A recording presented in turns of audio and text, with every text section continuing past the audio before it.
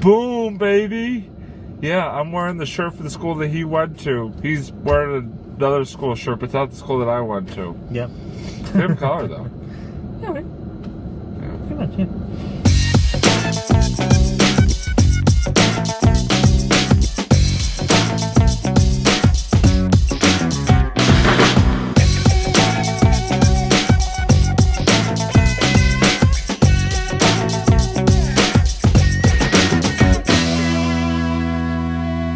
Hey, what's up, everybody, and welcome to another edition of On a Couch Talking Sports. As always, I'm Robbie. This is Kyle. Kyle, how are you tonight, buddy? Doing pretty well. How about you?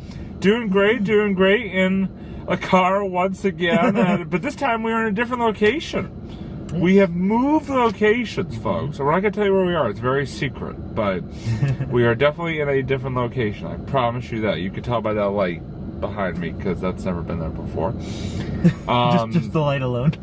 Yeah, you can just tell by the light alone. That's all you need. But anyway, very excited for another edition of On a Couch Talking Sports, because tonight, if you remember last episode, we discussed our middle school basketball careers. Tonight, we are going to go into the 1 year of high school that we played organized basketball, and that was our 9th grade year. I was in my last year of CYO basketball for that season, and Kyle actually had the opportunity to play for a YMCA league, much like the one I know he was mentioning from New Jersey or wherever. Yeah, like a town league, yeah, that place that you used to live. I can think. Great. Off to a great start here, folks. So anyway, he played in a YMCA league here in Massachusetts as well. And so we're going to sort of discuss both of our experiences during that 9th grade year. So I actually want to start, very interested to hear this, because unlike, kind of like with CYO, I never actually got to see Kyle play in his YMCA league. So even though I think I said I was going to a few times, it just never did. Because I'm a terrible friend. How could you, Robbie? I know. Oh, so offended. That's all right. But anyway, yeah, Kyle, obviously playing at YMCA, in Massachusetts compared to playing in New Jersey. What are some of the things you remember? And also just sort of what were some of the similarities, I guess, between playing, YMCA ball in New Jersey as opposed to, or in Massachusetts as opposed to playing in New Jersey?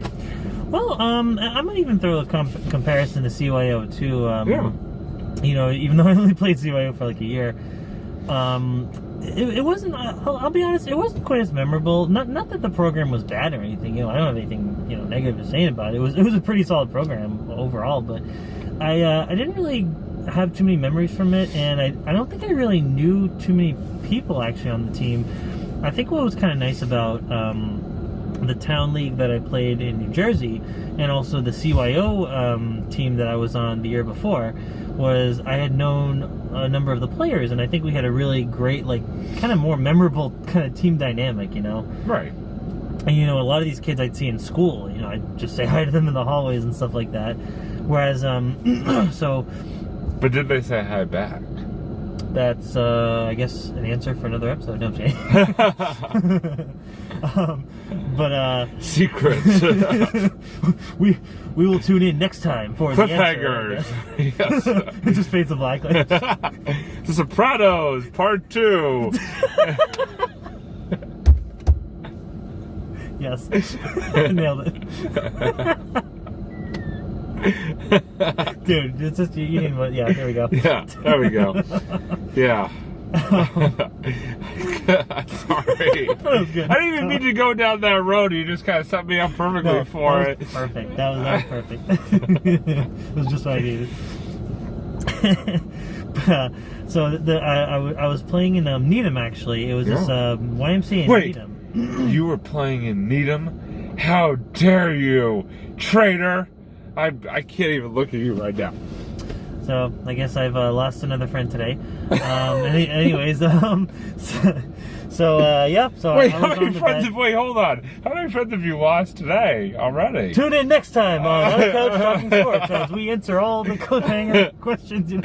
And we never will, because they'll never come up again. Yeah, because we'll forget. Yeah. We're very inconsistent. I mean, what do you think? It's some episodic, like, or what? It is actually episodic. Do you think that we're fumbling a lot today? Yeah, we're doing. This is great. This is fantastic. All right, let's get back to the report before we completely just go off the rails here. Anyway, continue. On the rails, right? Continue, yeah. Okay, here's the rails and right back on. Anyways, okay. Back on track. Back on track. Come on. Don't throw the tomatoes. But so I was on the bad guys' turf. Long story short, because as you guys know, Wellesley is very against Needham, and also the other way around. Even though I literally don't remember who I played with, because I only played there for like a season. But it was a pretty good program. I just remember kind of going to the gym nearby there. I think we had like one gym we practice and play games in. It was anything to write home about. The program was fine, and then after that, that was kind of my swan song for basketball, I gotta say. After that, I didn't really play anymore.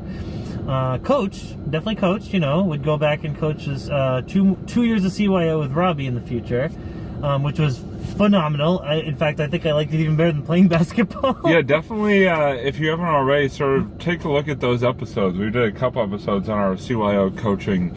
We did. Years together, so definitely check those episodes out. Yeah, lots of fun. And, honestly, I think that was about it. There really wasn't too much to write home about. It was kind of like my sort of off season. It was also, if I remember correctly, it was a shorter basketball season, so yeah. I remember kind of ending early, and then just kind of hanging out the rest of the winter, waiting for track. So right. Yep, that was kind of my year with that. So nice. Well, that all sounds like fun. Sounds like a good way to sort of keep in shape and all that good stuff. So I'm glad you enjoyed it at least. But yeah, for me, my swan song to organize basketball was the CYO season, 9th grade CYO season. It was my last year of CYO as I was 14, and that's the final age that you can play CYO basketball. Yes, is 14. And so, yeah, I mean, my team again wasn't really anything like to write home about that year. I mean, I was on a team with a bunch of friends and people I've been playing with for several years, and good group of guys who enjoyed playing together. My dad was the coach again, and we had the same assistant coach that I had for a couple of years, a good guy. And yeah, I mean, it just was just kind of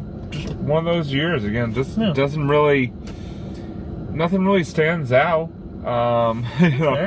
From that season, I'm trying to sort of think back if anything really memorable that happened. There were a couple of heated debates during games about rules, which was kind of awkward. But other than that, that's interesting. Yeah, I mean, there was basically this whole debate over like the 3-point rule and whether or not like there were 3-pointers in the league. Like we thought the rule said they did, and other coaches said there wasn't, and it was just this whole big thing. And so did this happen like during games, or was it more of like kind of like in behind the scenes? No, it happened during games. Like literally, we'd make like 3-pointers, like especially early in the game, and then the other coach would be like, no, there's no threes, and we'd be like, wait, there is threes, and there would just be a whole brouhaha. Turned out we were right, but that's a whole different story. Nice. There you go. That's pretty interesting, actually. I didn't even know that they were still kind of figuring all that stuff out. Yeah, it just was one of those things. But yeah, so like I said, my team was kind of average that year, and yeah, I mean, we closed out my CYO career, and that's about it. We had our final banquet, and that was it. And yeah, like I said, I would go on to coach for several more years after that, with Kyle, with my dad, and all that. Mm-hmm. So that was sort of my transition from playing into my coaching career, CYO coaching career. So yeah, that's about all I got. Nothing, again, kind of like with you, nothing really really to write home about, but still pretty decent final season. So, yeah, since now that we kind of got that out of the way and I've kind of got back on track here, we're going to transition. We're doing a lot of transitioning tonight. Yeah, it's a big transition night. Big transition night. Yeah, lots of segues, just fading to black, and all that good stuff. Tune in next time where they fade to black again. Yeah, part 3. So, what I would like to do now is move on to one of our favorite end segments that we do, and that is the Sue's Reviews. So, Suze, why don't you review? Okay, so I wanted to talk about this this music album that I just listened to the other day. I was actually working on a new painting, and while I was painting, I'll tell you that story at the end. That's actually kind of a funny story about what happened during my painting mishap. But when I was doing it, I had gotten some new vinyl, and I had looked into this vinyl by this band Slater Kinney that I absolutely love. So, like, Slater Kinney is an all-female rock band, and you guys need to listen to them. If you even are just slightly interested in rock, they're phenomenal. They're great, and I can tell Robbie loves them too, with his reaction there. But they're just absolutely they've been around since the mid '90s. That's when their first album came out, and they've been going actually strong for about 20 years now, and actually 25 if you think about it. But their newest album that came out, let me see if I can get. Actually, I'm sorry, I should have prepared this a little better. But let me see. So I gotta look for the. Oh, geez, the internet is not being nice to me. Well, I wish I could prepared more with the name of the album, but if you look at Slater Kinney, they had released a new album this year, and it was produced by St. Vincent, which is an indie artist that has been around not as long as Slater Kinney, but they've been around for a good 15 or so years, I believe. And they produced the Slater Kinney album, and honestly, they gave it kind of this whole new sound that I actually really enjoyed. A lot of diehard fans of that band weren't the biggest fans, but I actually didn't mind the shift in sound. I thought that was really good. And as Robbie had also listened to them, and he also would he would agree with me, I think, in that sense that it's a pretty solid album. I definitely recommend you guys check it out. And yeah, what do you think, Robbie? What did you think of the album? Oh, sorry, sorry about that, folks. I kind of dozed off there. It's been kind of a long day. Are you done? I gotta tell you one really funny. I promised him a quick story about painting mishap. I think you'll like this one. Biggies. Oh, maybe I can take Robbie's car now. Anyways, so when I was painting, I was painting on this tile. I pretty much had my picture all done. I was painting this really big Superman picture, and I decided to pick it up because I wanted to show it to my roommate, see what he thought. And as I picked it up, I broke the corner of it off. So, after all that work I did, I broke my painting. So yeah, that was fun. I'm sure Robbie can relate to that, right? Oh, sorry. I may have dozed off again. What happened to my keys? Yeah, I just heard something I was like, that sounds like Robbie's keys. Oh, well, I'll have to get those later. Okay, I think the seat ate them. Yeah. My car's punishing Robbie for falling asleep during my segment. So thank you for your review as always. I didn't catch any of it, but I'm sure it was great. Really. So anyway, we're going to transition out to my final segment. It's actually not going to be the final thoughts this week, because now that fall is nearly upon us, and he's so riveted, you can really tell.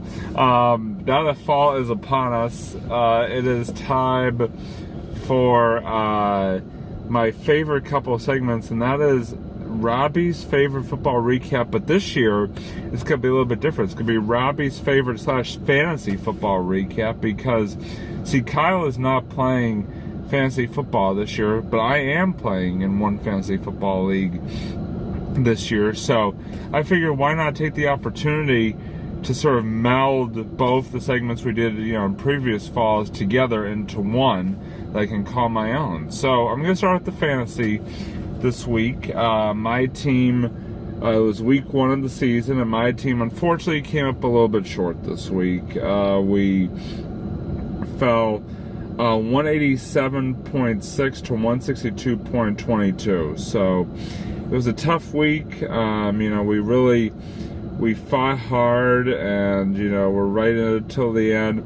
Did get some good performances. Juju Smith-Schuster of the Steelers had 24 points. Dalvin Cook had 23 points. The Baltimore defense had 24, but this guy was playing against had some really good performances. His quarterback had 54 points, Matt Ryan of Atlanta. So, unfortunately just could not keep up in the end. But I'll look to bounce back next week and try to get myself back to 500. So my favorites football portion of my segment. So there's actually only 2 favorites that are playing right now.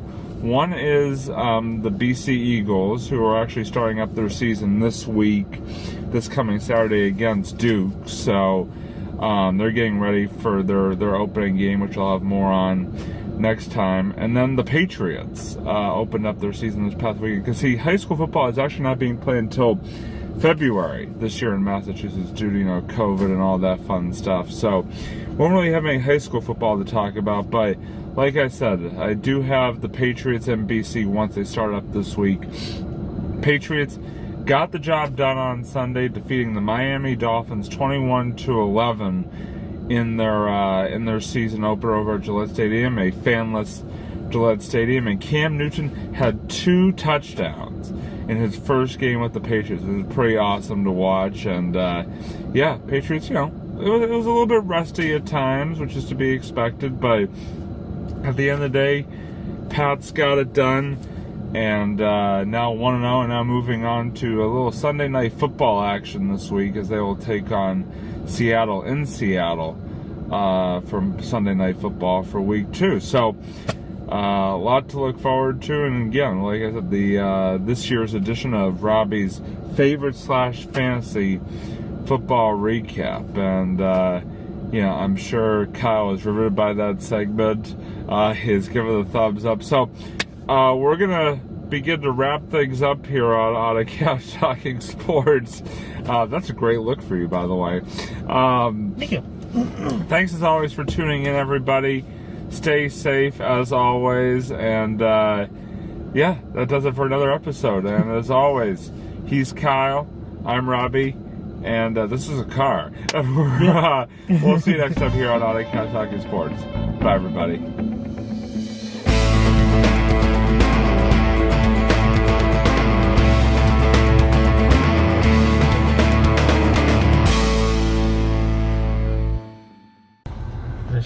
The Masked Bandit, featuring Robbie and Kyle. Just put it up there like you did before. Yeah. It always works. There we go. It always works. Oh, look, I'm in the shadows. Oh my god. I'm in the shadows. Oh my god, there we go. Okay. I thought it was going to be Batman this episode. Kyle, I was really nervous because you were in the shadows, and I thought, he's a man in the dark. Hello, I'm over here. I'm in the shadows. Now I'm over here. No, yeah. Wait, I'm just like... It's okay. There we go. Okay, we got it. I am Bane.